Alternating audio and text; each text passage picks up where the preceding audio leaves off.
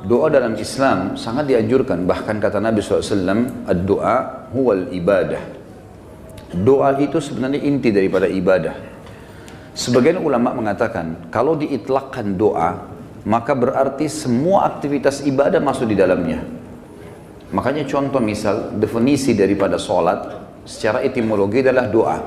Karena memang isinya doa. Pada saat sedang puasa kita disuruh perbanyak doa, bahkan dijanjikan mustajab doa. Kita melakukan aktivitas apa saja, keluar rumah, masuk rumah, mau makan, habis makan, mau keluar masuk kamar mandi, keluar kamar mandi. Mengenakan pakaian, membuka pakaian, apa saja ada doanya. Dan doa dijadikan senjata bagi orang-orang beriman oleh Sang Pencipta Allah. Sebagaimana sabda Nabi SAW, ad-doa silahul mu'min. Doa adalah senjatanya orang-orang beriman. Hadis ini masih diperselisihkan para ulama, tetapi memang dijadikan sebagai gambaran oleh para ulama yang lainnya tentang masalah bab doa, karena dia hanya dukungan, dia bukan menjadi sebuah intisari daripada bahasan itu. Artinya orang mukmin bisa berdoa kepada Allah sehingga menjadi senjata bagi dia untuk menolongnya dalam segala masalah yang sedang dihadapi. Kita dianjurkan teman-teman sekalian agar selalu doa, dan doa adalah munajat atau curhat, menyampaikan hajat kepada Sang Pencipta, dan tidak boleh lepas. Saya sudah sering ulangi dan saya ulangi lagi sekarang. Doa ini jadikan sebagai rutinitas kita. Dan tidak ada aktivitas kecuali diikuti dengan doa. Sampai pada tingkat antum mau masuk ke satu tempat, mall, mau beli baju, minta sama Allah parkiran. Minta sama Allah dimudahkan maksud saya. Ya Allah mudahin saya dapat parkiran ini. Ya Allah mudahin saya membeli baju itu. Ya Allah mudahin saya masuk ke restoran untuk makan makanan itu. Ya Allah mudahin untuk saya bertemu sama orang ini. Ya Allah mudahin usaha saya ini. Ya Allah mudahin kuliah saya ini. Ya Allah mudahin pernikahan saya ini. Dan seterusnya. Diikuti dengan doa. Dan doa itu kata ulama adalah ibadah. Dalam arti kata, kita sudah melihat hasilnya atau tidak melihat hasilnya, tetap dicatat pahala oleh Allah Subhanahu wa ta'ala. Kalau masih ingat sebuah athar yang saya sebutkan, orang-orang yang rutin berdoa di dunia selalu menyampaikan hajat-hajatnya kepada Allah Subhanahu wa ta'ala. Dia lihat hasilnya atau tidak lihat hasilnya. Maka orang-orang seperti ini yang belum melihat hasil dari doanya, seakan-akan bagi dia mungkin belum diijabah, maka dalam sebuah riwayat dikatakan akan datang orang-orang seperti ini hari kiamat diberikan pahala bergunung-gunung. Lalu mereka kaget, pahala dari mana ini? Bertanya pada para malaikat. Lalu para malaikat berkata, ini adalah pahala doa-doa kalian yang belum kalian dapatkan jawabannya di dunia. Maka pada saat itu mereka semua berharap kalau semua doanya selama di dunia tidak diberikan di dunia, tapi diberikan di akhirat, karena besarnya pahala yang didapatkan. Kita dianjurkan untuk membaca doa-doa positif, dan selalu kita berpikir positif juga pada Allah, itu bersangka baik. Tidak ada doa yang dimulai teman-teman sekalian, baik dengan Rabbana, wahai Tuhanku dan penciptaku, atau Allahumma, ya Allah, atau apalah yang kita ucapkan, kecuali pasti sudah ada garis finishnya. Kalau kita sudah mulai start, kita sudah tahu pasti ada finishnya. Tinggal semua jawaban yang Allah kasih kepada kita, semua jawaban yang Allah kasih dari permintaan doa kita, itu mengikuti proses sistem atau sunnatullah yang telah Allah berikan kepada kita. Maksudnya ada prosesnya. Jadi kalau kita berdoa, berarti sudah ada garis finish. Tinggal mungkin seminggu, mungkin sebulan, mungkin setahun. Mungkin ada orang berdoa bertahun-tahun, baru Allah SWT berikan kepada dia. Karena bobot dari permintaannya besar. Maka Allah SWT sesuaikan dengan sunnatullah atau sistem yang dia telah buat dalam kehidupan manusia itu sendiri. Nabi SAW sebaliknya teman-teman melarang kita berdoa, mengucapkan kalimat-kalimat yang berbau permohonan atau permintaan, sadar atau tidak sadar, yang buruk. Kata Nabi SAW dalam hadis Bukhari, janganlah seseorang di antara kalian mengucapkan kalimat doa, permintaan, atau munajat, atau penyampaian sesuatu kepada Sang Pencipta yang buruk, baik buat dirinya, baik buat keluarganya, baik buat hartanya, karena jangan sampai malaikat lewat dan mengiyakannya. Misal orang bertengkar suami istri, kemudian dia mengatakan, saya berharap tidak akan bersama-sama kamu lagi. Dia nggak sadar kalimat ini bisa jadi doa, walaupun dia dalam kondisi emosi. Tidak boleh orang, saya pernah sampaikan kalau masalah anak-anak, kamu nakal sekali. Atau mungkin dia ucapkan tentang rumahnya, kendaraannya, sial tempat ini, panas, tidak beruntung tempat ini, atau bahasa apalah. Doa-doa atau kalimat-kalimat yang terlantunkan seperti ini yang akhirnya sama saja munajat tapi buruk buat dia, buat keluarganya, buat tunggangannya, buat hartanya, namanya laknat. Namanya laknat. Sudah paham makna laknat? Hah? Mana suaranya? Berarti semua ucapan negatif untuk diri, untuk keluarga, untuk harta, namanya laknat. Dan ini hukumnya dosa besar. Tidak boleh melaknat diri sendiri, nggak boleh melaknat keluarga, nggak boleh melaknat harta. Dan laknat saya bilang tadi, masuk di dalamnya semua perkataan yang akhirnya berisi munajat, harapan, permintaan, tapi negatif. Ini nggak boleh. Dan ingat teman-teman, bukan cuma sekedar tidak boleh, Imam Adz-Dzahabi masukkan dalam dosa besar. Kita nggak boleh melaknat diri sendiri, nggak boleh melaknat juga orang lain, nggak boleh melaknat harta, nggak boleh melaknat benda, nggak boleh semuanya. Dan kita akan baca nanti ada hadis, ada seekor unta yang dilaknat oleh pemiliknya, maka Nabi SAW suruh penduduk Madinah Muslimin meninggalkan unta itu. Jangan ada yang sentuh lagi unta itu, karena sudah dilaknat oleh pemiliknya. Hanya karena pada saat pemiliknya nunggangi dia, kaki unta ini kesentuh batu, akhirnya dia hampir jatuh. Mungkin kalau kita naik mobil atau motor sekarang tiba-tiba ada yang ugal-ugalan lalu kita rem tiba-tiba. Kadang-kadang ada orang kalau kurang berzikir teman-teman, tidak biasa lisannya berzikir, yang keluar semua kata kotor nantinya. Tapi kalau orang biasa berzikir, oh subhanallah, Allahu Akbar, dia berzikir lain. Itu positif karena dia sudah terbiasa berzikir maka keluar kalimat itu. Atau tabrakan tiba-tiba, naudzubillah. Tapi kalau dia tidak biasa maka otomatis keluar kalimat-kalimat yang tidak baik. Dan itu bisa jadi doa buat dia atau buat orang lain. Nah kalau buruk berarti namanya laknat, dosa besar. Jelas ya? Ini judulnya. Judul dosa besar 39 adalah melaknat. Saya akan bacakan Imam Adz-Dzahabi mengangkat dalil-dalilnya teman-teman sekalian. Di antaranya adalah hadis riwayat Bukhari Muslim, hadis yang sangat ringkas, pendek, padat sekali. Dan sebagian ulama mengatakan dari hadis ini sudah cukup sebenarnya setiap mukmin punya pengontrol dalam bermuamalah dengan dirinya atau orang lain. Pendek sekali bunyinya, kata Nabi SAW, la'nul mu'mini kaqatlihi. Melaknat seorang mukmin adalah seperti dosa membunuhnya. Seperti dosa membunuhnya. Jadi kalau kita lagi jengkel sama seseorang, selama dia muslim, kalau kita ucapkan kalimat itu maka akan kena. Dalam sebuah hadis yang lain apa? Kalau seandainya ada orang melaknat orang lain, maka laknat itu akan naik ke langit. Kemudian tidak diterima di langit. Lalu Allah memerintahkan laknat itu, doa buruk tadi, kembali ke dunia. Kalau orang yang disebutkan padanya laknat berhak mendapatkannya, memang dia orang pelaku itu, maka akan kembali padanya. Tapi kalau tidak, maka akan kembali pada pengucapnya. Jadi pengucapan doa buruk bisa kembali kepada pengucapnya, kembali kepada kita, naudzubillah. Kecuali keadaannya teman-teman, memang kita dibolehkan melaknatnya secara syar'i, seperti orang melaknat iblis, melaknat atau mengutuk orang-orang kafir yang sengaja memerangi kaum muslimin. Seperti di kancah peperangan, ada orang kemudian menyerang muslimin dan menyakiti muslimin, lalu kita mengatakan semoga Allah membinasakannya. Sama kan laknat itu, tapi di sini babnya terbuka, pintunya terbuka, ya. Karena memang dibolehkan secara syar'i. Kalau orang hanya pelaku maksiat teman-teman, tidak boleh dilaknat. Apalagi kalau dasarnya orang ini orang mukmin yang tidak bermaksiat. Seperti pernah ada seorang yang berzina di zaman Nabi SAW lalu dirajam, dilempar batu. Lalu ada seorang sahabat berteriak mengatakan semoga Allah melaknatmu. Kenapa? Karena dia berzina. Dan memang nyata, kepergok, lagi dihukum. Berarti orang lagi buat maksiat kan? Sama kalau kita orang lagi mabuk misalnya, di pinggir jalan. Tetap nggak boleh dilaknat teman-teman. Lebih baik kita ucapkan apa? Jangan kita bilang semoga Allah binasakanmu. Mudah-mudahan mobilmu tabrakan. Nah, ini nggak boleh kita ucap. Ya Allah berikan hidayah. Karena pengucapan ini laknat tadi. Kalau tidak kembali ke dia dan memang tidak akan kembali ke orang-orang ini. Kecuali tadi yang saya bilang orang yang dikhususkan. Iblis, syaitan, ya, orang-orang kafir yang menyakiti muslimin, ada memang pintu-pintunya saja. Kalau tidak, cuma orang yang bermaksiat dari kaum muslimin tidak boleh. Apalagi dasarnya bukan orang bermaksiat.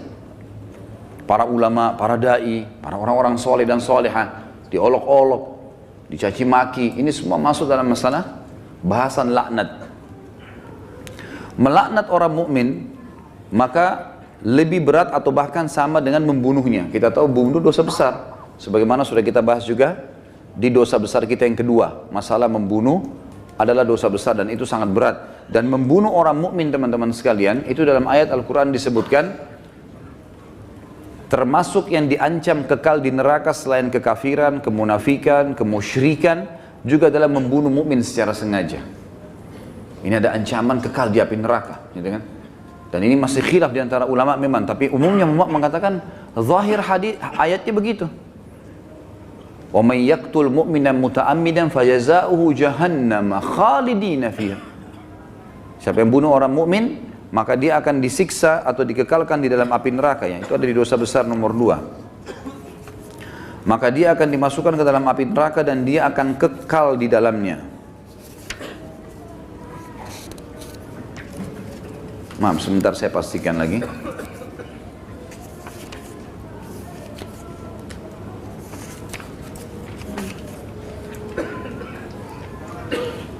Iya. Ayatnya dalam surah An-Nisa ayat 93, A'udzubillahi minasyaitonirrajim, wa may yaqtul mu'mina muta'ammidan fajazaohu jahannamu khalidan fiha wa ghadiballahu 'alaihi wa la'anahu wa 'adda lahu 'adzaban 'azima. Dan saya beristighfar tadi karena saya salah dalam membaca ayat, tapi ini ayat yang benar, An-Nisa 93, yang artinya barang siapa yang membunuh seorang mukmin dengan sengaja, maka balasannya neraka jahanam dan dia kekal di dalamnya. Dan Allah murka kepadanya dan melaknatnya serta menyediakan azab yang besar baginya. Ya. Sementara melaknat orang mukmin sama dengan membunuhnya. Hadis yang kedua, tadi hadis Bukhari Muslim, hadis yang kedua riwayat Imam Bukhari dan juga Imam Muslim menyebutkannya. Kata baginda Nabi SAW, sibabul muslimi fusuqun wa qitaluhu kufur. Mencaci maki seorang muslim adalah suatu kefasikan dan membunuhnya adalah suatu kekafiran. Di sini kalimat mencaci maki seorang muslim adalah sebuah kefasikan. Maksudnya adalah caci maki masuk dalam laknat. Caci maki masuk dalam laknat. Misal seseorang punya pegawai, lalu dia mengatakan kamu bodoh. Kalimat bodoh ini, walaupun dia lagi salah, bukan itu. Itu sama doa buruk kan? Laknat. Maka bisa kembali ke dia, bisa kembali ke dia. Tapi pengucapnya, walaupun orang itu layak mendapatkan kalimat bodoh, kembali ke dia kalimat itu, tapi laknat ini bisa kembali menjadi dosa besar bagi pengucapnya. Dan lebih baik jangan diucapkan. Lebih baik jangan diucapkan. Beda kalau kita menghardik perilaku. Misal gini, ada orang melakukan perbuatan yang ngawur dia melakukan perbuatan yang orang tidak lakukan. Misal mobil lagi sangat kencang, kemudian dia tiba-tiba berjalan di tengah jalan, seperti menunjukkan sebuah atraksi atau kehebatan gitu kan. Lalu kita mengatakan perilakunya orang ini gila. Perilaku, perbuatannya itu berbeda. Yang dimaksud dalam sini adalah masuk kepada individunya. Karena perilakunya memang betul salah, gitu kan? Perilakunya salah. Kalau kamu terus melakukan perbuatan ini, seorang guru bilang sama muridnya, kamu bisa menjadi orang bodoh. Gak masuk dalam laknat itu. Karena yang sedang dibahas apanya? Perilakunya. Perilaku beda, gitu kan?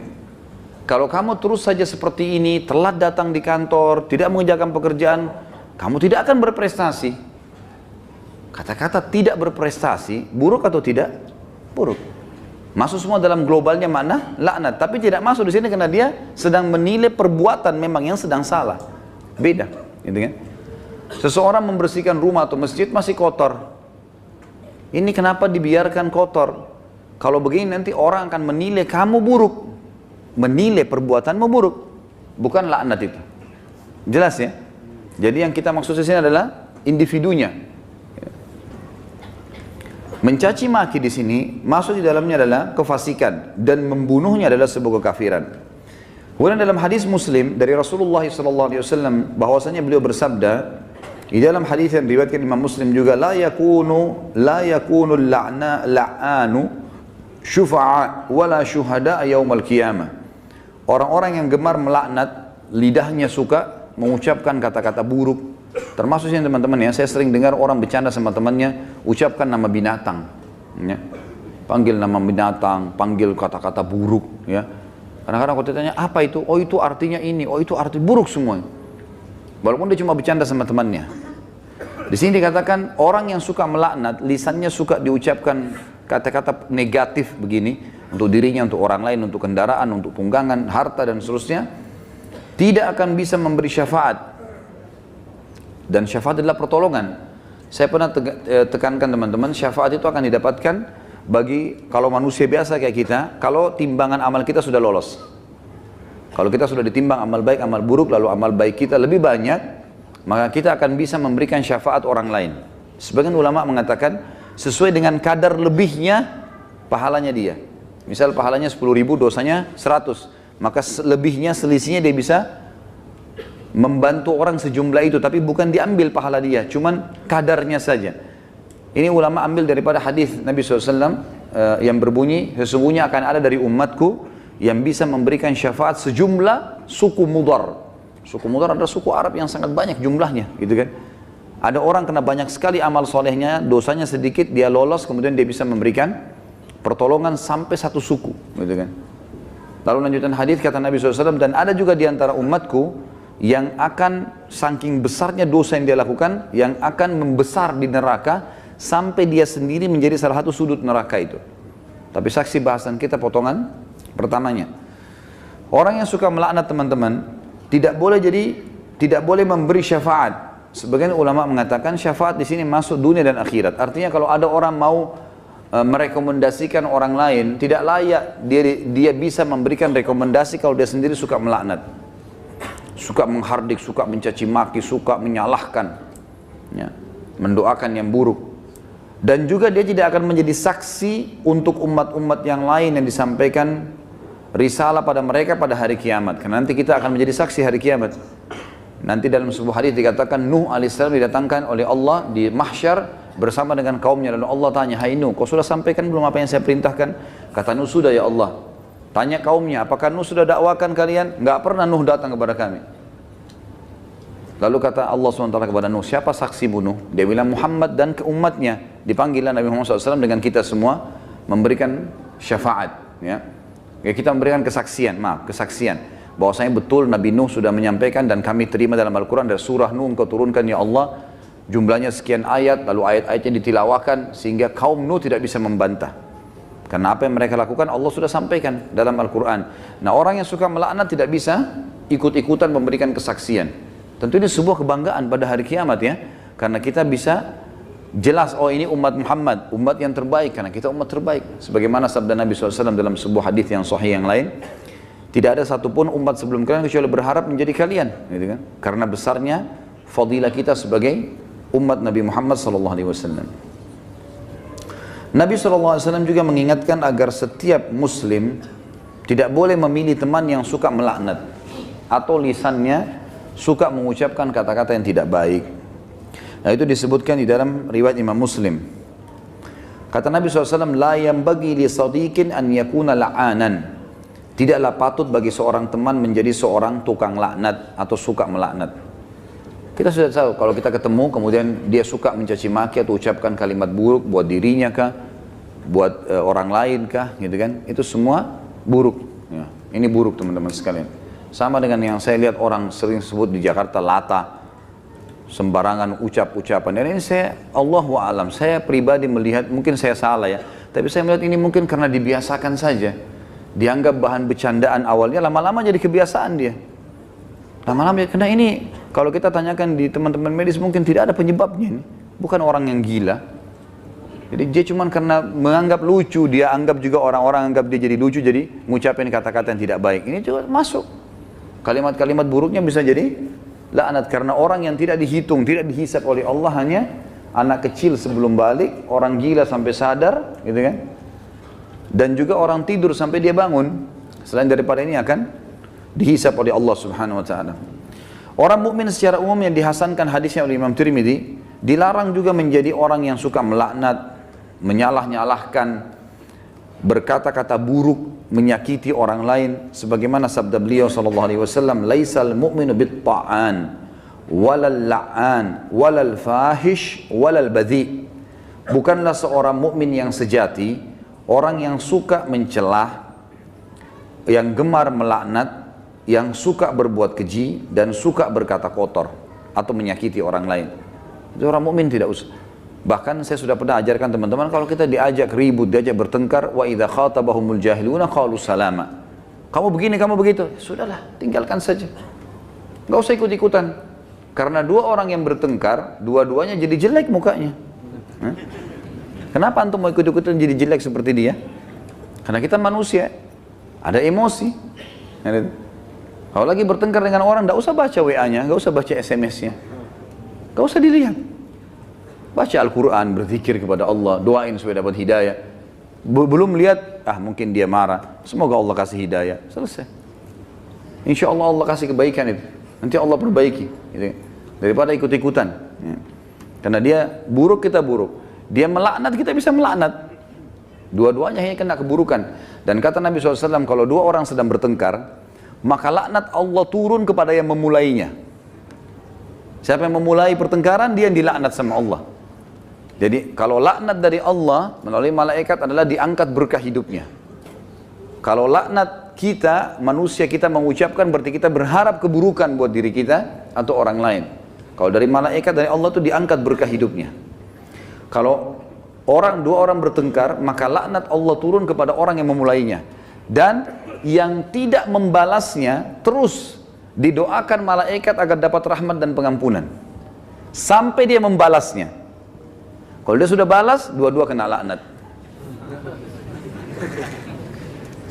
Jadi tinggalkan saja. Kamu begini, kamu begitu ya, ngomong aja, kita jalan saja. Baik dia yang ngomong. Tulis SMS sampai 1000, enggak usah baca. Enggak usah baca. Kita baca, wah dia begini, balas lagi, habis umur gitu. Untuk apa? Kita kalau balas SMS, balas WA begitu bertengkar itu sudah bisa satu surah Al-Quran dibaca. Satu huruf 10 pahala. Benar nggak? Amalin ya.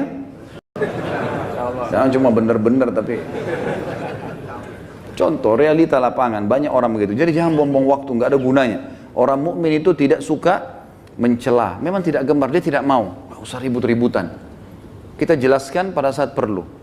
Kalau ada pun orang teman-teman, ada dosa besar nanti yang kita bahas, masalah tidak boleh berdebat. Kalau hal-hal yang kita anggap perlu berdebat, menjelaskan argumentasi dan ada manfaat, sampaikan. Gak ada manfaat, gak usah. Kalau diajak dialog, kemudian kita nanti jelaskan juga sama saja, gak ada perubahan, dan kita tahu ini sebenarnya salah, untuk apa kita berdebat? Gak ada gunanya kan? Gak ada gunanya. Pernah salah satu ulama di Madinah didatangi oleh seorang syekh Syiah dari Iran di musim haji, waktu kami masih mahasiswa di sana, diajak berdialog, kami mau berdialog. Syekhnya angkat Quran, kemudian dia bilang, di depan mahasiswa, saya mau berdebat dengan anda, tapi percaya nggak dengan ini? Quran ini, diangkat Quran, percaya nggak? Quran ini Quran ahli sunnah, 30 juz, Qurannya mereka 49. Kata dia, tidak, saya tidak percaya. Kata Syekh, saya tidak mau berdebat.